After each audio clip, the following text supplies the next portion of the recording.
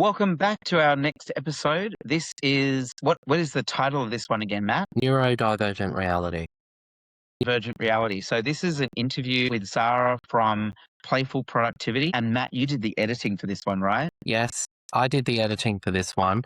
Now, this is a very key interest of mine because I have ADHD. And this is Zara, who runs a coaching business called Playful Productivity, which has a very heavy focus on ADHD coaching. Now, this video, it was an interview that was nearly, 2 hours long. 2 hours long, yeah.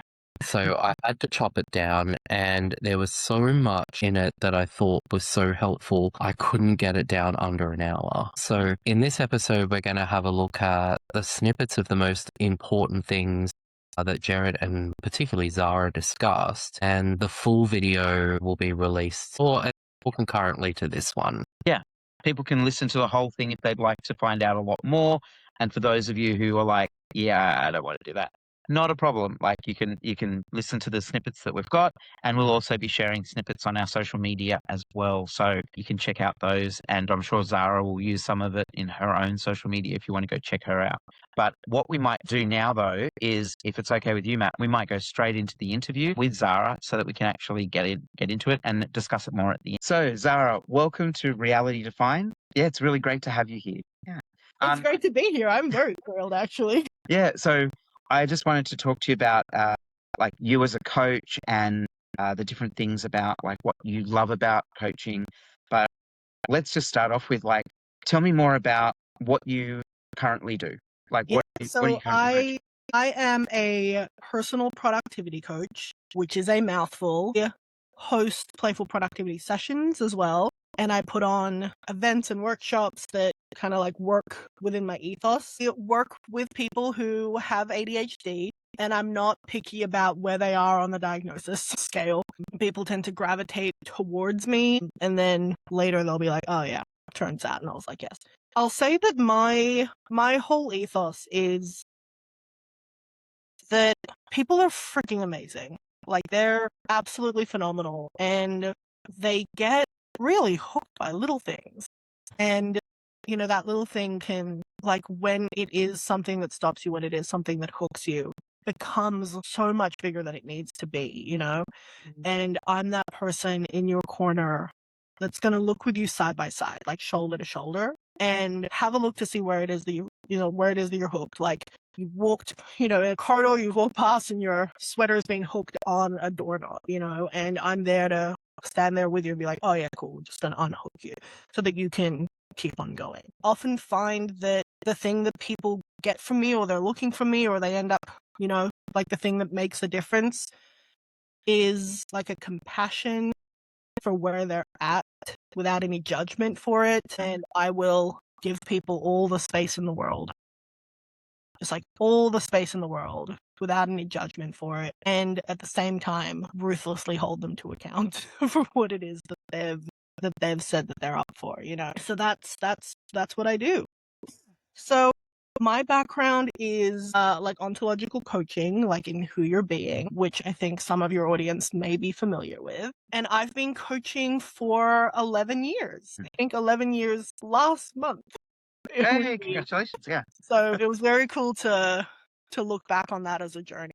Hugh Edwards Deming, every system is perfectly designed to get the results it gets. And like about 4 years ago, I was diagnosed with ADHD, so late diagnosed, I started looking at, if it's the system, and it's not just about fixing and changing yourself. And therefore, when working with other people, it's not about fixing and changing them, because that is where, as human beings, we tend to go to, right?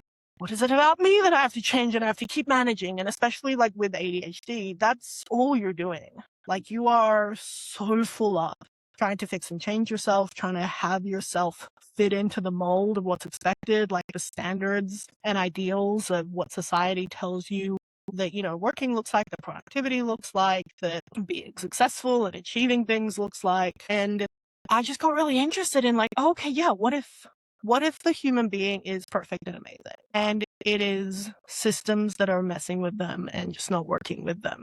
When I started creating workshops that were like, I have one where we like gamify the things you're up to for the year, or make a little bingo card.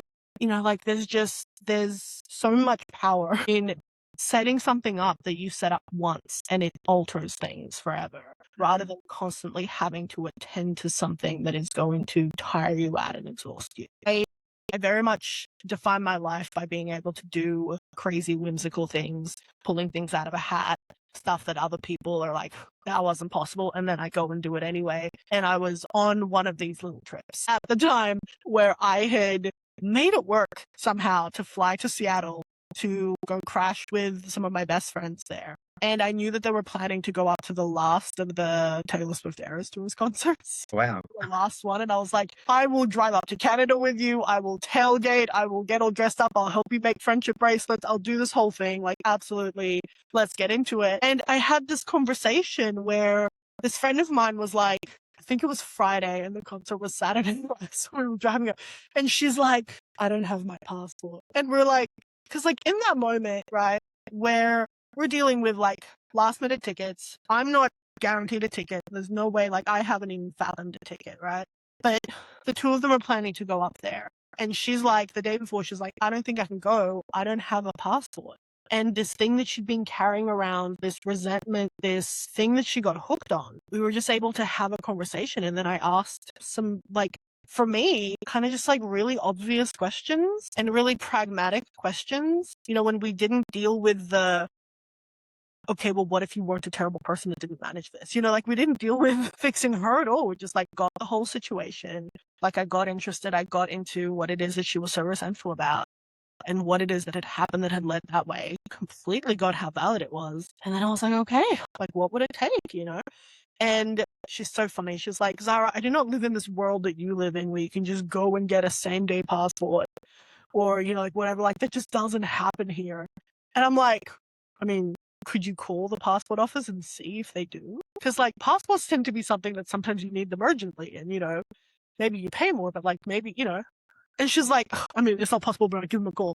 She gives them a call, makes an appointment for that day, goes in a couple of hours later, gets the photo done in the office, and, like she walks out like a couple of hours later with a passport. And there's like a level of, like her and her best friend and I miraculously got a ticket as well, right? But like we got to drive up to Vancouver for it was like the second last Eras Tour concert. And we got to share this phenomenal experience. And that just like, that wouldn't have happened without that conversation. And that wouldn't have happened without that safe space to even fess up this thing that you think is so goddamn terrible and you can't even confront it. And I want to provide that to people. Like I want to go out there and have these conversations that allow people to just enjoy the bleep out of their lives, and to get to do that, whether it's your career, whether it's, like listening with your kids, whether it's understanding what your partner is dealing with. And like, that's what I want my life to be about. And that's what I get to keep creating and keep doing. And I think that that's such an excitable honor that I can't be with it sometimes, Yeah. I bring in aspects of ADHD, which is like, get the load off, right? Like just as much as you can get off of you, automate it, set up a system, externalize your memory, like just get things off your plate, which works for ADHD, but it also works for like the bigger games that you're up to, right? Because you deal with executive functioning in both those realms, like reaching your capacity, So that can either be like ADHD, I'm struggling with doing my assignments for uni, or I'm struggling with managing a multi-million-dollar project and, the 17 reports, I mean, both the physical reports, but also the people that report to me, and, like managing that whole team because, it's just like herding cats. And I think anyone who's really experienced themselves with ADHD, sometimes it's herding cats just to get like the 8 things done in the morning, So there's a level of that. Right? There's a level of get it off you, like executive functioning. How much can you clear out for yourself? There's just really coming from a level of acceptance for how you wound up being, what it is that your brain is doing, and not trying to fix that, The next question I have for you is like, what's your point of difference from like, what do you do differently to other coaches as well? Yeah. The other thing is just like along with the working with your brain is any kind of, okay, great, let's gamify it. You know, like, what's going to work with you? How do we make this fun? How do we inject play into this? How do we have it be passion-led and purpose-led? And really, I think that my specialty is listening, which sounds really weird, right? But there's a way that I have developed this over 11 years where I listen for not the problem, but the thing that has hooked you, you know, like the thing that you are stuck on. And it's a way of like both being in your world, but also being able to like have a bigger view of it, you know? And there's something about like, I will hold a bigger listening of you than you do of you until you can get there. Yeah. And I think that's like those kinds of things together is my flavor of it. And in terms of what differentiates me, because I had to have a look at this, because I also, as a product manager, you know, did all this kind of stuff to have a look for myself. I'm not an expert in your field. I'm not there like a business coach to tell you what to do. I'm not coming from, I know better than you. I'm there to stand shoulder to shoulder, and I'm there to look with you. And I think that there's a lot of coaches out there, right? It's an unregulated field. So you've got, you know, that's part of what you got. It's really accessible to be a coach, right? Like anyone and everyone can be a coach. Yeah. And I think that not only my years of like working with different types of people and different intentions and in different areas and like looking from creating systems to, you know, like uncollapsing, all of that kind of stuff, like all that aside, the fact that I do it with you, where you don't have to have it all handled. You're not coming into that session to meet me where I'm at. You're coming into that session to be met where you're at. And I think that that provides a lot of relief for my clients. I think that being able to just drop your guard and drop the masking and drop the performative, like the pull for performance that we have. And I don't mean performance like achieving a goal. I mean performance like we put on a performance for people, like the performative nature of some things. To be able to just put all that down for a second and have someone be where you're at with it, I think that that is the very core of what gives like my coaching sessions the power that it has, you know. Someone who's done coaching with other people might not necessarily imagine that there's someone like you out there that gets it in a different way, and they may have in the past like had a coach they've been like butting heads with, and you'd be the perfect person for them because they might not realize the reason why they're butting heads is they actually needed someone who thinks differently as well. Yeah. You know? Yeah. I think that would be really good. And it's so funny because I've had, you know, if you take like a generous definition of the term coach, I've had a lot of coaches in my time, you know, from managers to actual coaches to supervisors to, you know, people that I'm on a project with. There are some people that I swear to God, I could rattle off, here are all the things they did that didn't work. But in it, there's also like, oh, here are the 15 things that they did that I live by daily, you know, and I think that it's just as valuable. Like, I think that if you can really own and you walk around with, oh, it really didn't work that we stepped over this. And it really didn't work that when I went to them with this wasn't provided. Like, if you know that about yourself, right? Like, we can work magic together, you know? And I think that there's also like a level of responsibility that one carries when they can, like, having worked with people in the past, are able to distinguish those things. They're like, this person gave me great coaching here. I was able to really lean into this and do this, but then this stuff really didn't work. And it kind of left me like frazzled and feeling like I wasn't enough and whatever else, you know? And like, great. So I then like have a little bit of a blueprint to work with you on that. Like, what was it about that didn't work? Like, where did you go with this? Or like, what happened in these situations? You know, like, what were you left with? And yeah. And I would love to think that, you know, there's people out there who didn't quite get what they need from coaching and they find it in me. That's my absolute dream. That's a standard that I hold myself to, right? And I would very much love the opportunity to fulfill on that, both for me as like a life mission of mine, but also for them. So yes, absolutely. Including, by the way. Yeah. If you've ever been around me in the past and you're like, you know what, Zara, you did this and this really didn't work, absolutely come to me with that, because I am so not the same person that I was. even 3 years ago, you know? So, and I think that's, I think that's also like so beautiful about existence, you know, that we're not even the same people that we were before that transformation, before that conversation, before that thing. And, you know, we still carry with us, you know, the things that work, you know, but we get to build upon it. We get to soften the edges. We get to grow. We get to go back and clean things up, you know? So yes, absolutely. If you're like, you know what, I've had coaching, but this didn't work, bring it to me. Well, that sort of leads me to what I wanted to ask you next, which was, do you have like things that clients come to you regularly that they're either like regular things that they're stuck on, or what would you say would look like an average breakthrough in the vastness of the number of clients you've had? But like, what would you say the average sort of breakthrough would look like? I love conversations where people are like, I don't know if we're going to be able to get through this.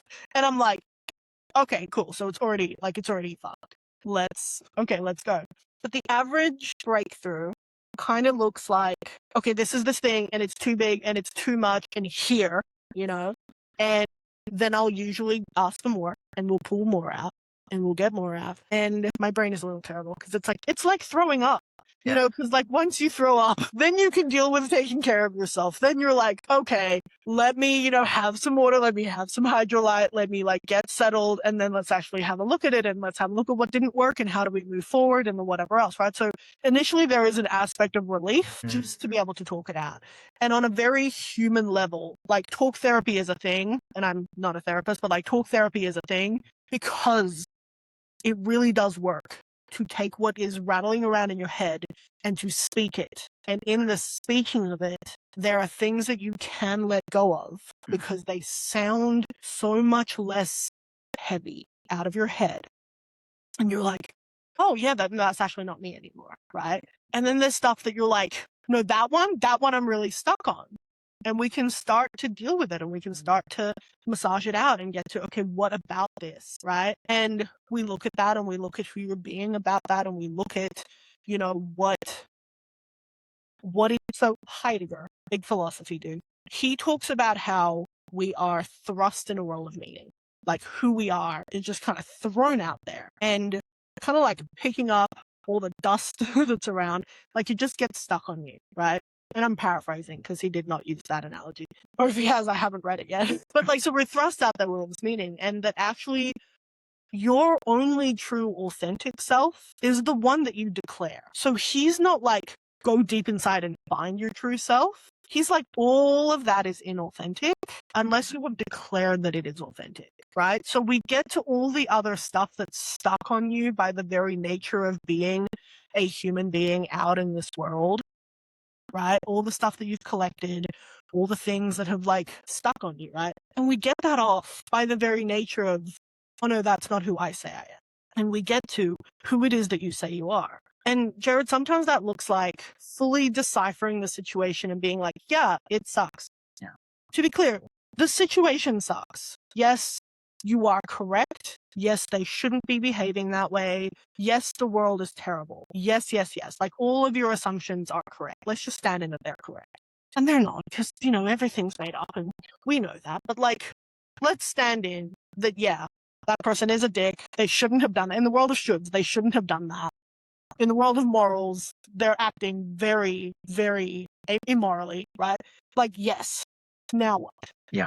Like, if you stopped having to fight and prove that the circumstances were really terrible as a way to justify whatever else, right? Like, if you could just let all that be and you got to then, okay, great, who you want to be in this situation?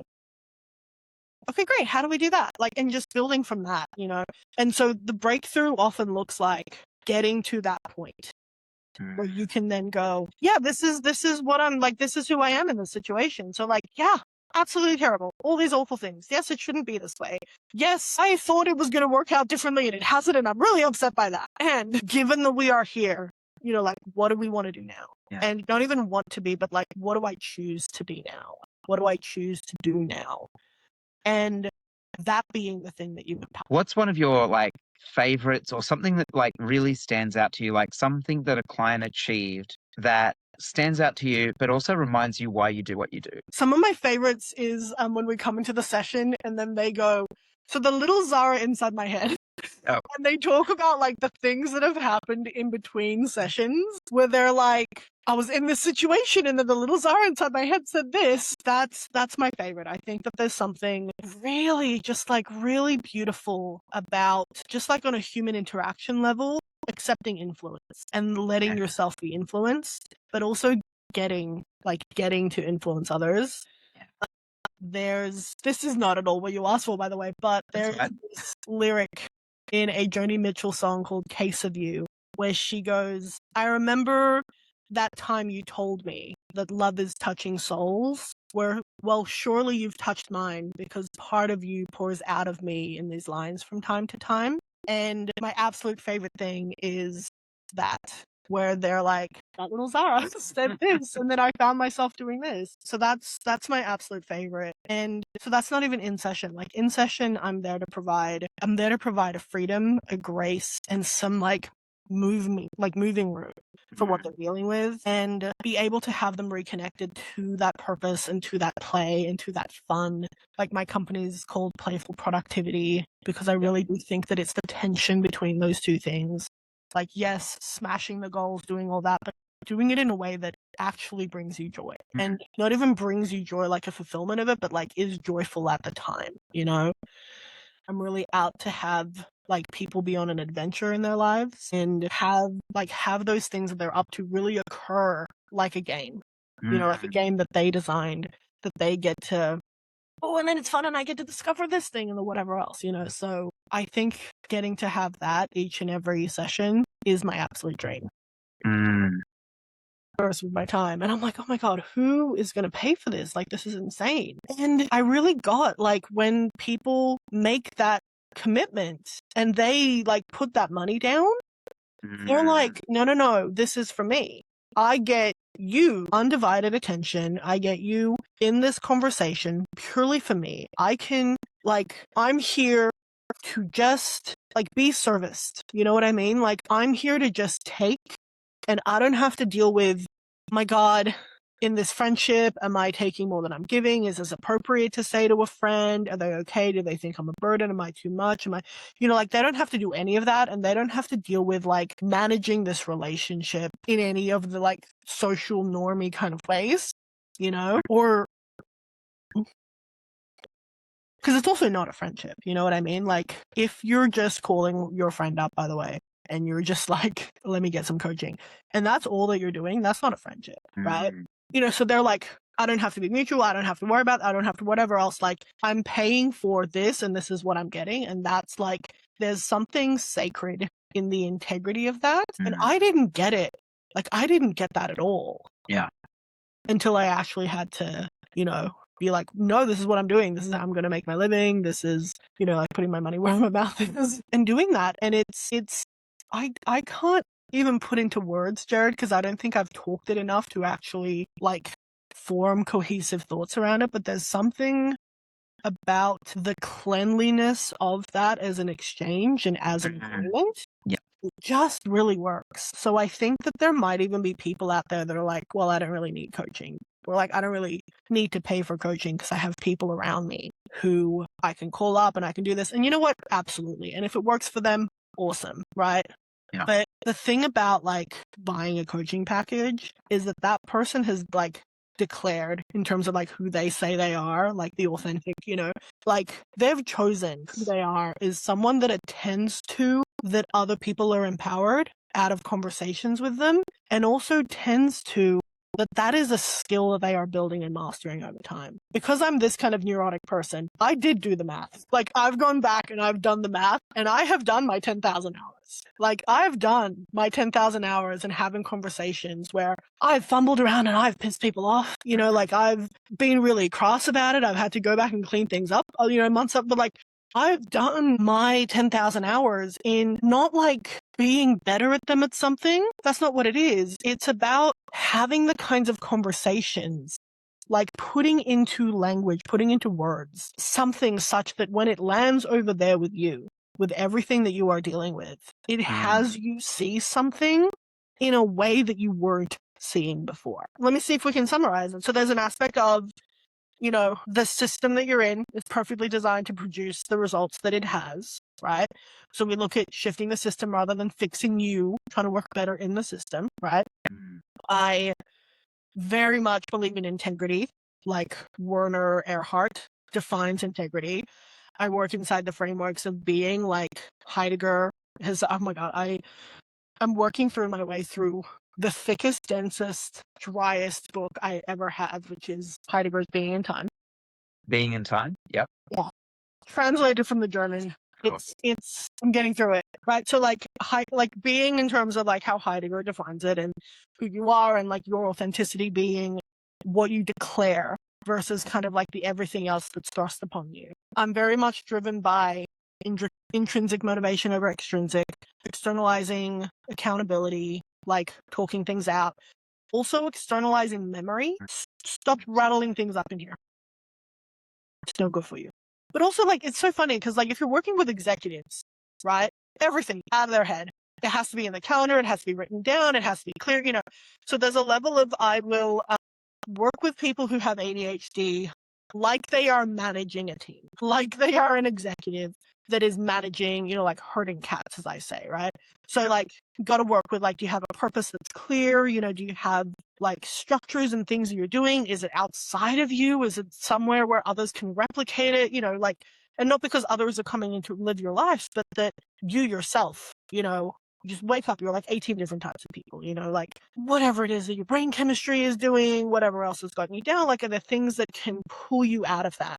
You know, one of the workshops that I lead, the Playful Productivity Workshop, it's all about like getting you to the things that's actually going to be fulfilling for you rather than being better and faster and more effective and doing all the stuff that just like, it just has you experience relief, you know, like rather than actual fulfillment. And then we make it into a bingo card and have it be displayed somewhere where you can see because it chunks down like it, you know, that all or nothing way of thinking, like just the huge insurmountable wall, chunks it down into little bricks that you can attain, and it creates momentum and it creates like validation and achievement and like creates, you know, the momentum with that, but also that like you don't have to wait until you fulfilled everything to actually experience joy and fulfillment and achievement. Yeah. Right? So that's definitely one of them. Yeah, and just kind of like coming from a place of we don't need to fix you. Would you say, is there anything that people misunderstand about coaching that you would love to clear up? Like, here's the flaw, anything you feel that needs to be cleaned up around? I think we discussed it earlier, right? But I think that something that people fundamentally misunderstand about coaching is that it's about the topic. Like, if I am really taking like personal training, right? Like, if I've managed to like get my physique to this perfect level, that I am then the best coach for someone. And it's not necessarily true. Like, a coach is someone who, like, the skill set is not making themselves great, it's making others great. And that is its own skill set. Like, being able to listen for where it is that you're stuck, because people don't come to sessions going, hey, so this is where I'm stuck, right? They go, this is everything that's wrong. These are all the things. This person's being whatever way that they're being. This person's a jerk. This is where nothing is working, right? Like, they do all of that. And you have to take all of that and find the thread of gold in it, right? Like, it's honing that. It's them being able to have conversations such that it lands for you as that opportunity to see the new perspective, right? And in a way that you can, like, set the other stuff down.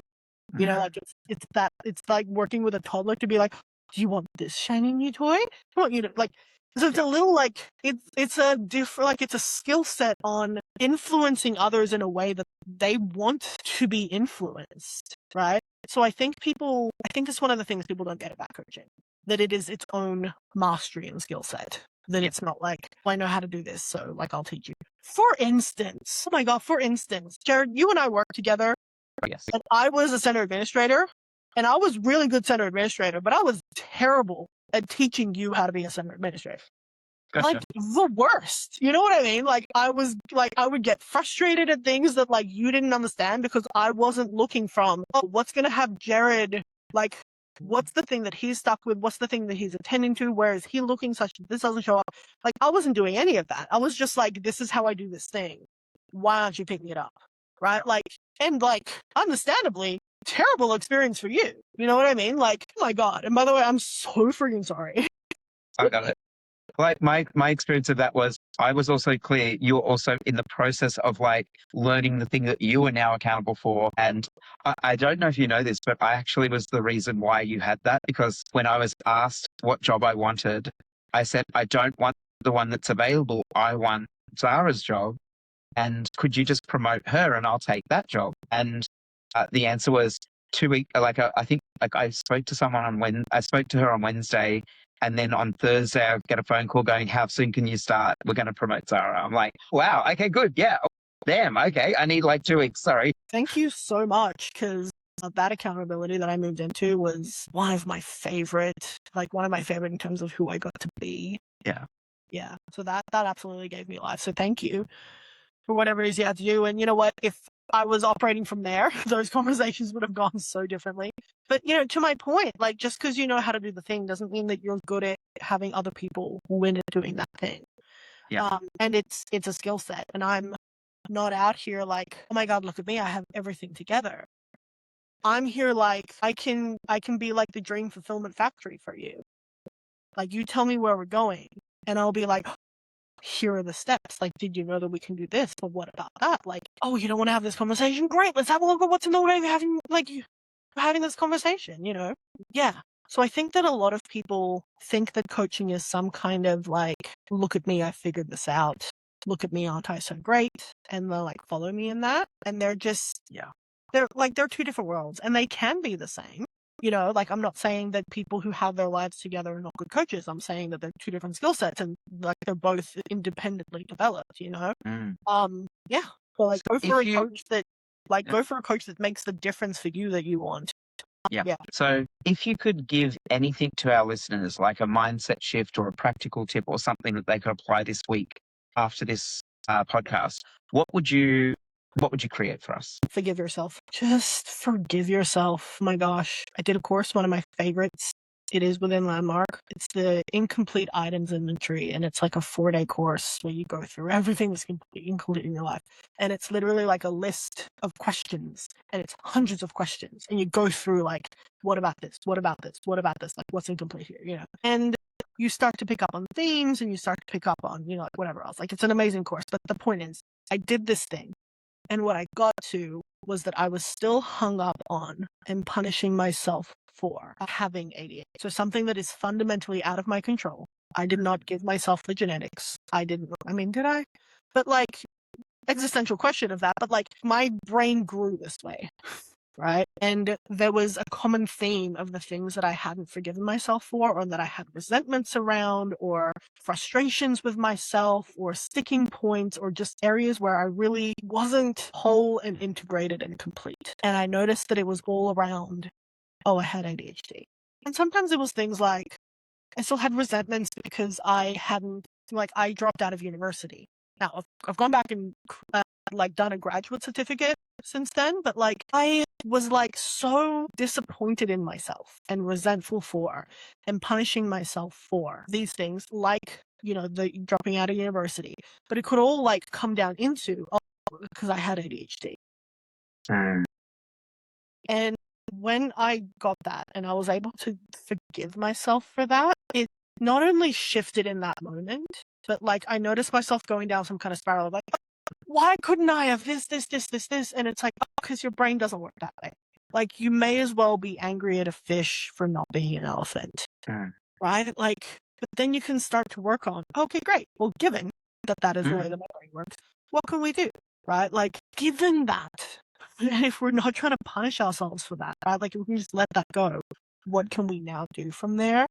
And like, not only is it going to free up so much emotional capacity, so much mental capacity, and just so much time, if you just cutting out making yourself wrong for and punishing yourself for the things you haven't forgiven yourself for, like, even just that is going to be an absolute blessing to you, right? But like, the true miracle of it is that you then get to, like, in that space of forgiveness and acceptance and love for yourself, you get to create, right? So just whatever it is, forgive yourself for it.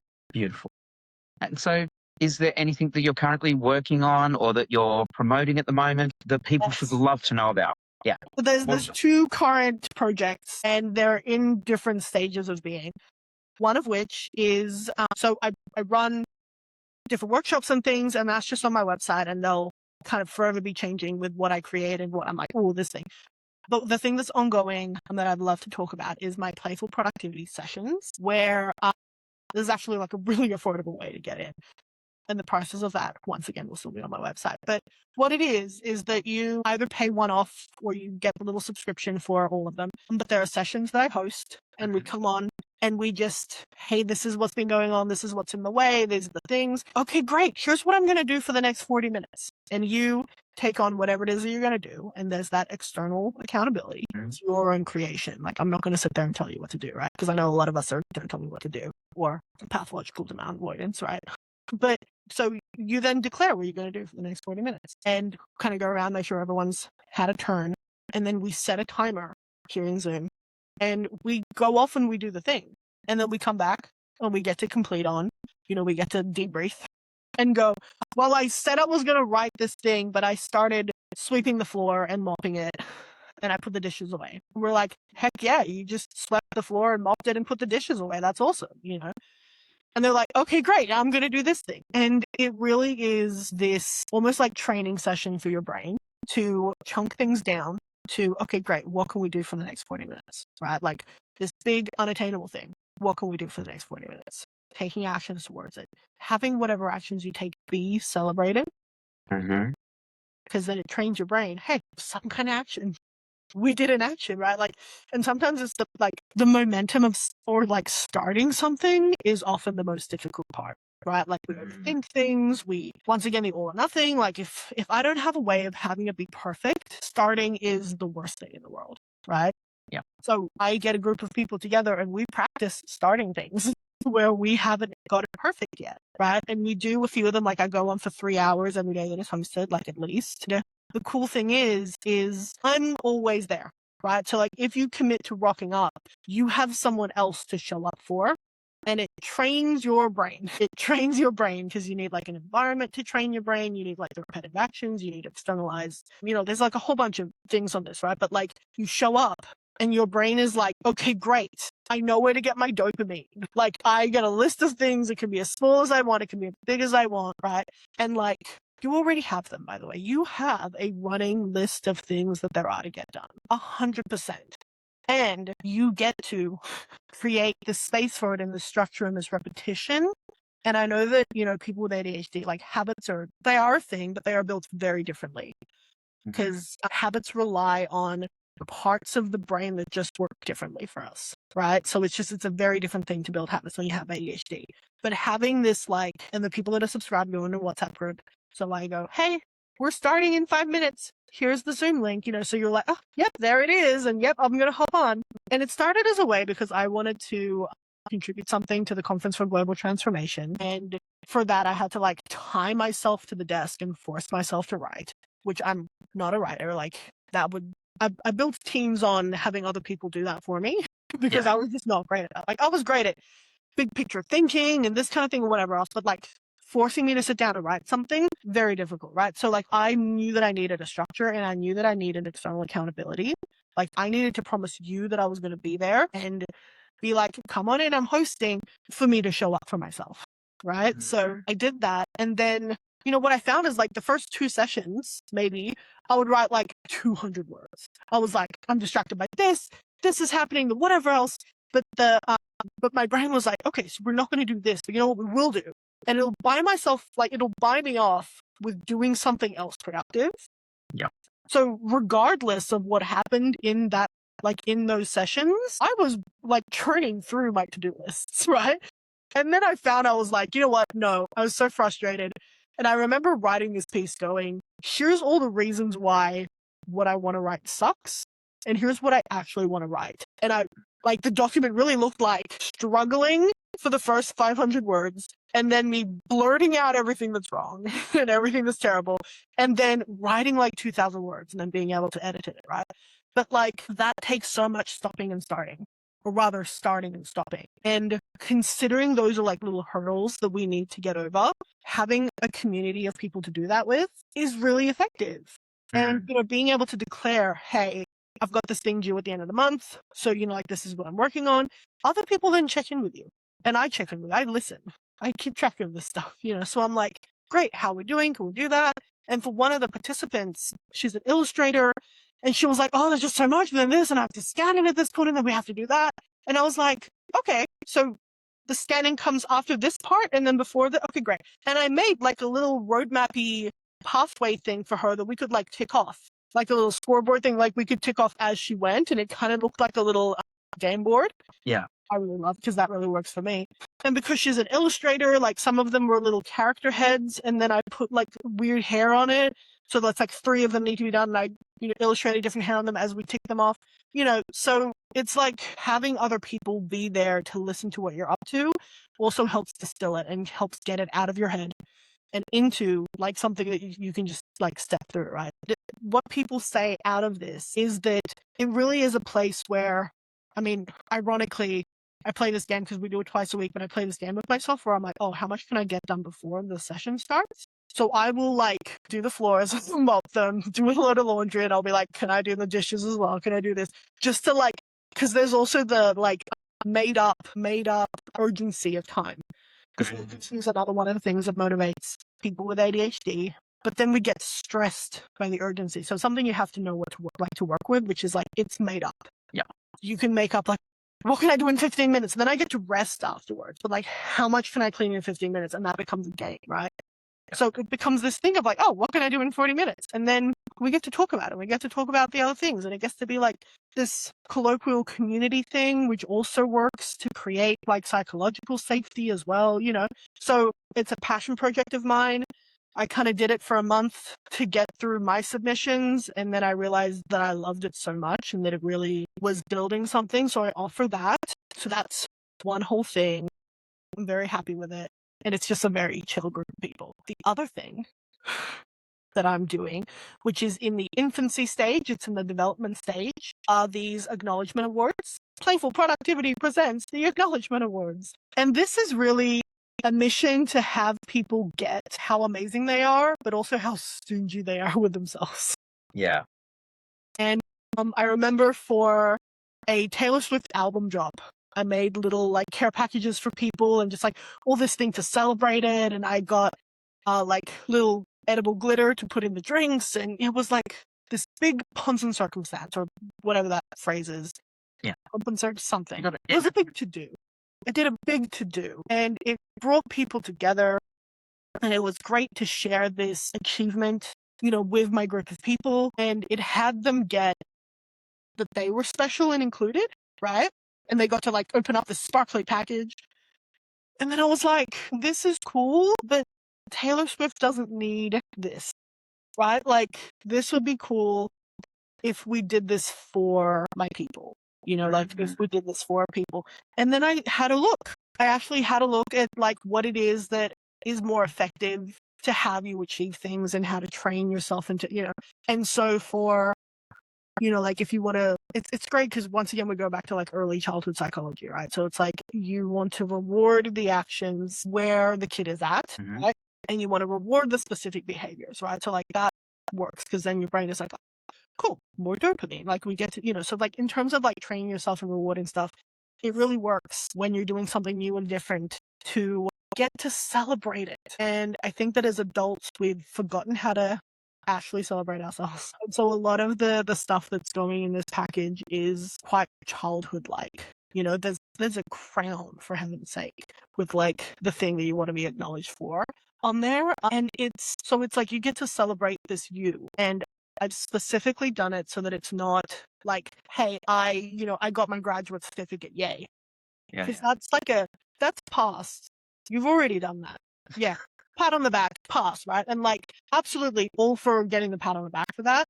But I was more interested in, once again, because ontology is my thing, like who it is that you're being. And being able to own and celebrate that you have carved out this new version of you in the doing of that thing. And that's the thing that you get to carry on with you. Right? And that's the thing that you want to celebrate, because then it reinforces that, because then you're like, great, like your brain starts working towards, great, how can I do more of that? because that is a celebrated part of me. So how can I find more ways to do that and to be that? But it's also like having the external validation of that you've done that, and an external reminder of that. You get to wear the crown. You get to have the little keychain. You get to have the little bracelet if it's on a bracelet. Like you get to have these external mementos to remind you of who you are. I know personally when I've gotten those kinds of like mementos to remind me of who I am for people, it's not only impacted that acknowledgement so much more, so like I felt it more, but it also acted as that reminder. Like when I joined a team of people who were carving things out that hadn't existed before and pivoting a company at the time of the pandemic, I absolutely churned through all the trainings and was so dedicated to be the person that could act as the trainer and the guide and the coach for my region so that we could train people up. We could like pass this along, but I needed to be at a level because this was like a training kind of thing as well, right? It wasn't just coaching, it was training. I remember one of the managers being like, "Yes, you've earned your crown." And I went, "Awesome. I get a crown." And it was like a little joke, but he sent me a crown, he sent me a crown. Yeah. And there were times where I was really like questioning where I was with the team and who I was for the team and what I had achieved and whatever else. And I got to look and see the crown and be reminded that, no, I've earned my crown. Like I've earned my crown. Not only like am I there with the people, but they like acknowledge and they see me, like they get who I am and they get who I am for my region as well. Cause I was like, it was an international group. So like they were mostly Americans and I got to, so it was like, it was that, like that thing makes such a big difference, right? So like I'm out to create this, and the format of this is like we have a little questionnaire. You get to distinguish who it is that you were being that made a difference. If you can't do it on the paper, we book a little session, and it's a paid event. So I make the stuff, which is great because I also get to be crafty. But I make the stuff, and then you get a care package like a week or two before the event, and then we all get on a Zoom together, 15, 20 people at a time because time-wise. And we acknowledge the thing that you did. Yeah. And who you got to be. And so you get to, in community, have that be acknowledged. And that little part of you that goes, "Oh, no, it's okay. I don't need to have that acknowledged." You actually get to set that aside and just fully get it. And let yourself get acknowledged and let yourself bask in who it is that you've created yourself to be. Because we so often just brush it off. We're like, "Oh, I don't need that. Oh, that's self-indulgent and whatever else." But like, that's the stuff that makes a difference. Right? So like if you're actually out to cause this shift and achieve these things and to like keep expanding who you're being, right? Then you would bring celebration. You would bring this like childhood playfulness to it. You would bring that generosity that you would afford other people but not yourself. And like it builds psychological safety because you also get the oxytocin, you get yourself expanded, you get not only the dopamine hits from the actual like package and stuff, you get the oxytocin of like the acknowledgement and thing, but like you then get to be that integrated self with your people, like with the team that you're managing, with the team that you're a part of. You get to be that integrated self that's more secure, that's more confident, that isn't an argument for wanting acknowledgement but not knowing how to ask for it from the team. So we get to do that in this cute little safe environment, and then you get to go bring that out there and you can share it with people or not share it with people, or just have the little certificate hanging there in your office as this thing that you've achieved. Yeah, and that's currently like a waitlisted thing because we need a groundswell of people in Australia to be able to do little prototypes and that stuff. But I'm constantly making little things as happening and seeing what it is that's going to go in. You're all setting yourself up ready for it. Yeah, but also like, and just a way to like, to be perfectly honest, like the first few are going to be like all of the over the top things that are not sustainable to do ongoingly. And then it's going to be like, okay, yeah, so like maybe this extravagant like hand-beaded crown is a bit too much for this. Like maybe we have this. So like if you want the best value for money, get it out this early before the logic part of me kicks in and before I lean for efficiency, so like if you want the decadence, you want the first ones. So definitely put yourself in for that. And that's, I'll give you a link. It's playfulproductivity.coach/awards. But Fantastic. Look, that was literally my next question, was like, how are listeners going to connect with you after this as well? So your website, is there any other way of communicating with you? I'm on LinkedIn, I'm on Facebook, I'm on all the socials. But yeah, playfulproductivity.coach. Easy. You can book a session with me there. Let's talk about what it is that you're out to create for the world and for yourself. Hey, you can see why there was so much of that I left. And I think I had so much fun editing that. And where do I begin? There is so much in this that I feel was very relevant for me, and I thought I was really good with ADHD and coaching. I tell you, Zara's a whole nother level. There is so much in there. And I think the parts around starting with authenticity and declaring your authentic self. And I think it's so important when you have so much chatter going on in your brain and there is so much, that you're worried about and you're going 200 miles an hour. I've always found pulling yourself backwards to what you have declared yourself to be is really good anchoring point. Yeah. Before you go further, I would like to point out, this is why I so wanted to do these sorts of interviews, because it's the speciality of coaches that sometimes really makes the difference. And I think that's what you're referring to here. It's like that you can have ADHD and be a coach. You're not an ADHD coach. So her specializing in this specifically, it's something where she brings her background and knowledge and her own personal experience into the coaching. It makes a big difference. And it also, I wouldn't be able to do what she does. I love what she does. And I recommend those of you who are interested in going and checking out her website or her social media to find out about her courses and things.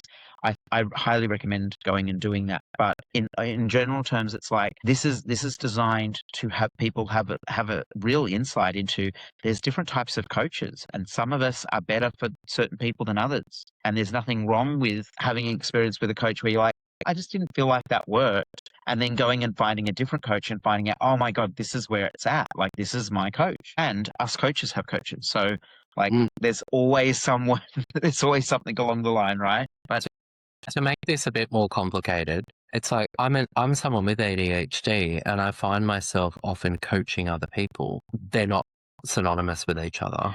not necessarily. And I think watching this gave me so much in terms of how I have those conversations with other people and even things that I can put in place for others as well. And that was the key thing I started on, right? When my brain's going, oh my God, this happened and this happened and this happened. And what am I going to do about this? And chatter, especially, when the Vyvanse wears off and all that, right?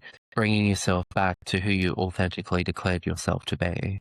It's really important because when you go off on a tangent, you know how to pull yourself back. And especially in terms of cleaning up things that you may have unintentionally created with others too. Like someone could go, Matt, last week you said all of these things and now you're saying something different. And I'm like, yes, hang on, that was ADHD chatter and I went off down on a tangent. I can now start clawing some of that back if I have to, right? Or I can tell someone, this is why I've now changed my mind on something that I've said. Sorry about that, because I find myself in that predicament a fair bit. What else in the interview did you find interesting? The difference is, I guess, so much. I've never paid a coach myself, but this one thing that resonates with me is I tend to be a lot for people around me, right? And I resonated with the part around, it's one thing when you're there for friends and family, co-workers, people I manage and all of that stuff, right? But realizing like a paid coach is that one situation where you can pay someone and go, I'm just here to take, right? Where a lot of people I interact with, I guess, do have a tendency to somewhat feel bad if things take a lot of time, or I seem to put a lot of effort into something. People do have a tendency to turn around and apologize a hell of a lot, even though for me, it doesn't matter, right? Making me more aware of that in other people, because I don't want to be there helping people through things or coaching them in what I'm doing. Realizing now, is that actually taking a toll on them from guilt? So that's something I can definitely keep an eye out for now too. Something else that's important, I always use this for myself and my personal life, the differentiation of being a request to be coached. So they pay me to coach them versus I've said to partners, I've got this amazing piece of coaching. Would you like it? And they go, no. And I go, great, hands off, done. Because coaching without a request isn't coaching. It's pushing people around or telling them what to do, and they're not interested. And if they're not interested, they're not going to use it. So therefore you're wasting the energy and time and the useful information. Like they might listen to it better at another time, or they may not want to ever hear it at all. And so that's fine, because you don't want to coach someone who's not going to take the coaching. So anyone who pays me gets the full value of me, because they're not wanting to waste, I've got a program for $600. Why would you waste your money telling me how you feel about things when you want to get the result? Like, you're welcome to spend your hour with me any way you like. But when you've got me and you've paid me good money for the time that I'm working with you, and I've put in the time, effort, and planned the session to get you the result you're after, why would you use that time unwisely? So I think there is definitely a thing where getting yourself out of situations where you're coaching people without a request or without a fee, and there's a commitment from them to actually get the coaching. The other thing that she touched on as well, which I think was a really clear distinction, right, and sort of a very clear line in the sand when it comes to the skill of what a coach needs to have is, someone will come to you and everything might be very messy, right? And it's listening underneath to what it is that person actually wants to achieve by all the mess that they're throwing at you, and I think when Zara was saying it was around the skill isn't that you can do all those things that you want the person to do, and even like being a superpowered version of it. The skill is being able to see where the blockages are. So that person's coming to you and has all these problems, but really what they want is they want to have the barriers removed, right? And that goes to that core principle of, making a coach really shows someone something that never existed to them before, right? And usually, especially when you're in a situation where you're running to a coach, you're really at that stage where there is no way you can make those things exist yourself. Yeah. I think. I always say, when people say to me, oh, I'm coaching this particular person, especially if they're older than me and have more life experience in a particular area, or in an area that, like, I'm gay and coach straight people, or I'm polyamorous and I coach monogamous people, right? As an example, I don't need to be the expert. They're the expert of their own lives. They're the expert in their fields of knowledge and understanding of things. I'm the person who asks the right questions, but I'm also the person, by asking certain questions, gets them to have a look at what's actually their mindset, what's actually the authentic self there, and choosing what they want to do next. And then I don't need to know what action works and doesn't work. They'll discover that for themselves. If I say, well, what would you do to solve this problem? I would do X, Y, Z. Okay, when are you going to do that? And Zara had the perfect example where she was talking about that trip from Seattle, and it was, the friend having, all sorts of, getting a bit emotional because they can't sort all these things out. And what was it, around a same-day passport? Right. And it was, can you call the passport office? Yeah, that was the good question, wasn't it? Yeah. And it's really interesting, because I think the point of our podcast, right, is when we're looking at things that didn't exist to you before, they can be the simplest of things, right? And that whole not calling the passport office could have been because, and this is speculation, right, her friend may have read an article like 4 years ago that said, passports always take, 4 to 6 weeks or however long it is, right? Well, okay, that's reality now, right? You can't call the post office, the passport office, just to see. And it's something that got sorted really quickly, right? So it can be in the little things like that, I think. And I think Zara has actually explained this quite better than most other coaches I've ever come across, I must say. And I think even for me, coaching was something when I was doing leadership and management training and stuff, right, many years ago. And it was actually one of the questions I struggled to answer, right? Because a lot of people, when it comes to coaching, the answers they sort of give you, it'll be, oh, it's someone that, helps you learn particular things. And I'm like, that's not a coach, that's a mentor. Yes.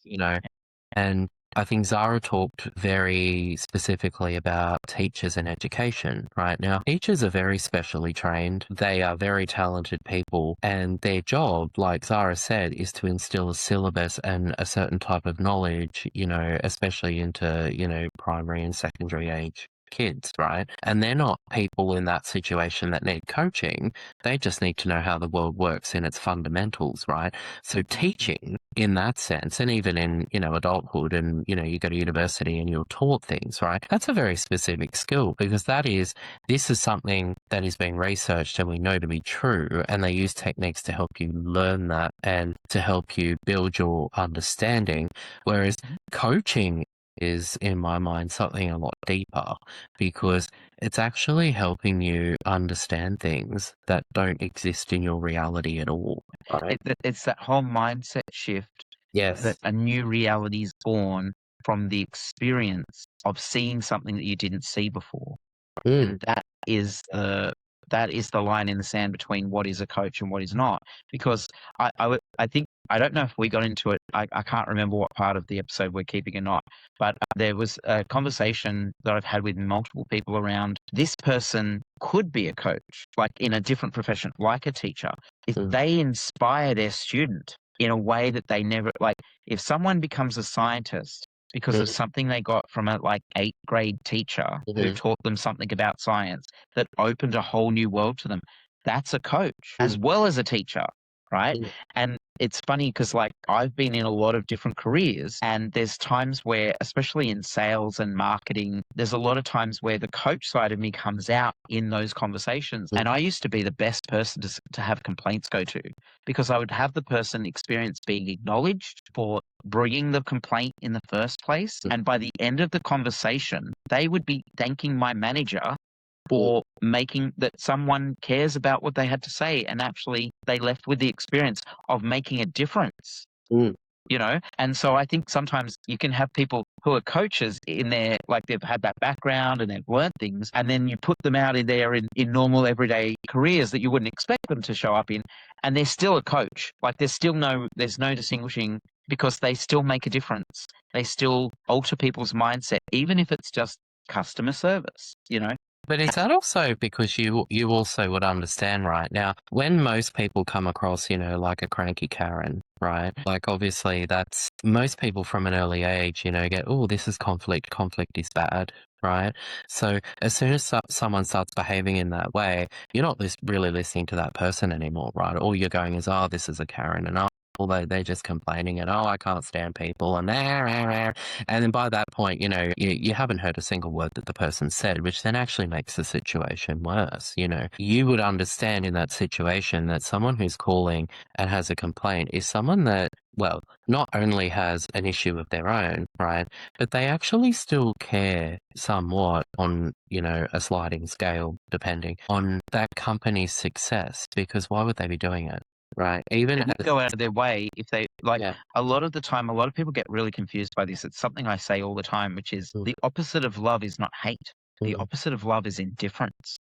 And someone not picking up the phone, not making that call, not sending that email, doesn't care. They just won't shop there again. No problem.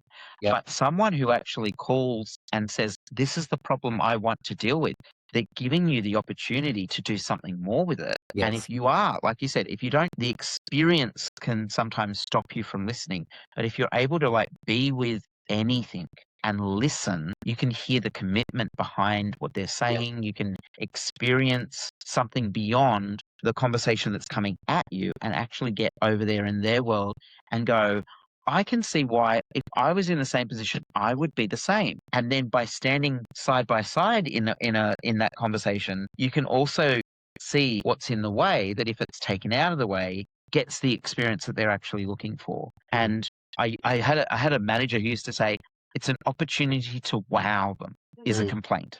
Yes. So, yeah. Yeah, absolutely. And if, you've got someone, especially that, says, and it usually is said along the lines of, oh, why do I have so many problems with this place? And I'm complaining all the time, right? It means that they're committed to that service or that company or you doing something better because they see the potential in what is there, right? And they probably get crankier and crankier because the more that doesn't happen, the more frustrated they get because they do see that potential. I think the other thing really, and I think this sort of goes on a more macro level of this concept, was when Zara was talking about why should the person have to change it's the system, right? Especially, and it's really funny because and this really spoke to me because a lot of people will never try and change the system, right?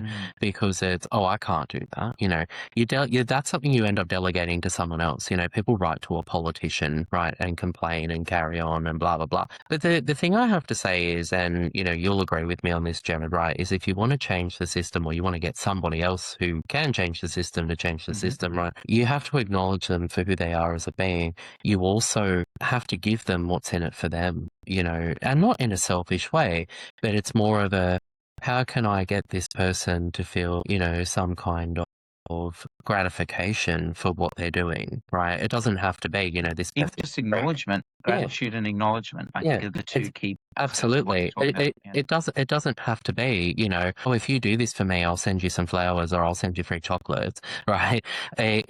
So for a really good example of this, right, is how many people write to a politician when things are good? Right? You don't write to your local. How many people actually write to their local member and go, hey, that new freeway that's, years early, thank you, right? It might not even be them who did it, right? But you find something within that and you acknowledge their contribution, right? Most people go, I'm complaining about this isn't on time and all these bad things happen to me and what are you doing about it and blah, blah, blah, blah, blah, blah, blah, right? And most of the time people don't do their research and realize it was probably the previous government that actually did it and not this person. And then nothing really happens because it just becomes noise because they receive complaints and stuff like this all the time, right? And they would probably not feel very, am I ever doing anything good apart from when, the whole party says we're doing good, right?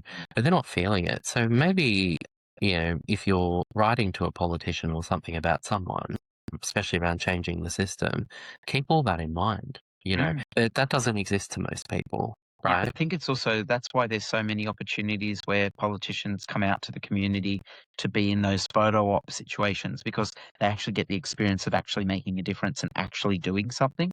It's like people like, oh yeah, but they're just wanting to get their face in it because they're not the ones doing it. Yeah, but they're constantly under attack for all the things they're not doing. So they're really excited to participate. And yeah, they get to smile and take a photo and they get to put it in a newsletter or, show people what they're up to. And yes, other people are the ones probably doing the hard yard work or in the background because we want them to be focused on the bigger picture. So yeah, 100%. The one thing I think back to Zara. Yes, Zara. absolutely. So I think in terms of changing the system, it can definitely be done.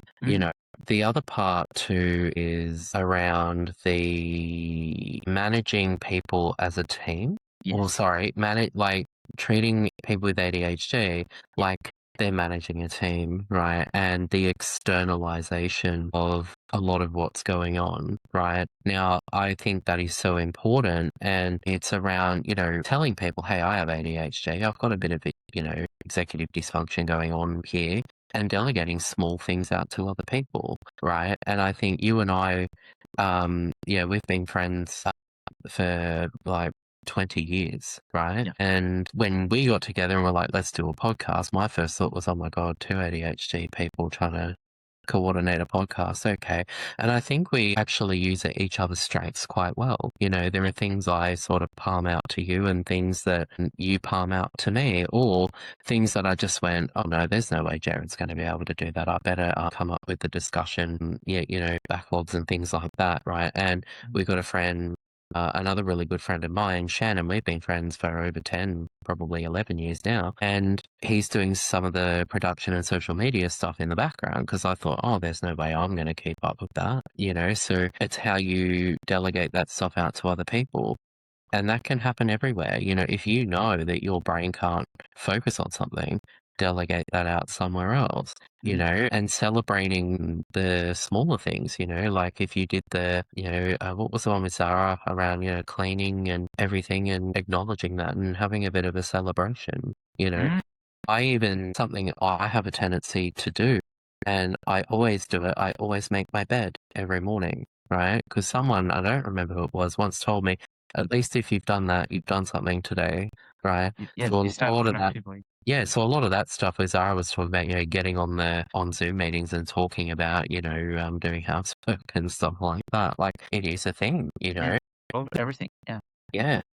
I also will just use this opportunity to let people know if you're a coach and you wanted to be on this podcast as an interview, we'll set up a form or something you can fill out that allows you to put yourself forward, but we'll get you to answer our questions rather than just send us an email saying, I want to be on the podcast, because it'll get us the opportunity to choose like how best to work with you, and we'll send you some of the interview questions as well. But we'll put that in the show note link somewhere in this show. Yeah. Yep. Sorry, Matt, you were saying? And I think it's more the other one was around, who you're being when around the actions that you're taking as well, and in the group coaching, and that was part of the celebration piece, and that's why I think pulling yourself back to that authentic person is so important, because I can be, I actually take pride in having a clean house, right? And, my house can fall into the smallest amount of, disarray, and if someone comes over, I'm like, oh I am so sorry, like my house is a mess, and people go, oh, what are you talking about, but then I go to their house. Yes. Right. So I think it's the celebrating even the smallest of things, Yeah. if you've cleaned your bathroom, pat yourself on the back for it. It's okay, especially if you've got a busy life. I think there's also something to notice that, like, especially the biggest achievers, the people who achieve the most, right? I would say the biggest problem that people face is after you finish your greatest success, there's the next thing. So you don't experience accomplishment or success because you only experience there is failure in front of you, except failure only exists when you stop, when you give up. But if you get to the top of the mountain and the clouds clear and there's more mountain to climb, that's not a loss or a failure. It's you got to this peak. Okay, let's aim for the next one. But it's sometimes best to also look back and see all the things that you've achieved. So recognizing and celebrating and having gratitude for everyone that helped you get there actually is a really clever strategy to, like, not only like just something extra to do, like it actually supports you and the people who supported you to recognize, I did this, I got here. Sometimes we're already on to the next thing and we're not satisfied because the next thing isn't done yet. And there's always a next thing. And there's always, like, the best people who I've literally worked with for years and years, they can come up with something new. Yes. Sometimes I get clients who we finish everything that they really wanted. There was this one person who, like, we only worked together for 3 months and then we were done. Like, he did not need anything else. Anything extra that I would give him would take away from what he had. And something that's come up in every conversation is this mindset around fear and worrying loss. And that idea of creating a psychologically safe space actually starts to take away what feeds that. So, like, getting out of survival mode requires a certain amount of safety and security. So, yeah, it's probably a really good idea to start there, as wherever you don't have it, start looking at how to create. So if you want to get in contact with Zara, or you want to get in contact with us, it'll all be in the notes below. Fantastic. All right. See you next episode.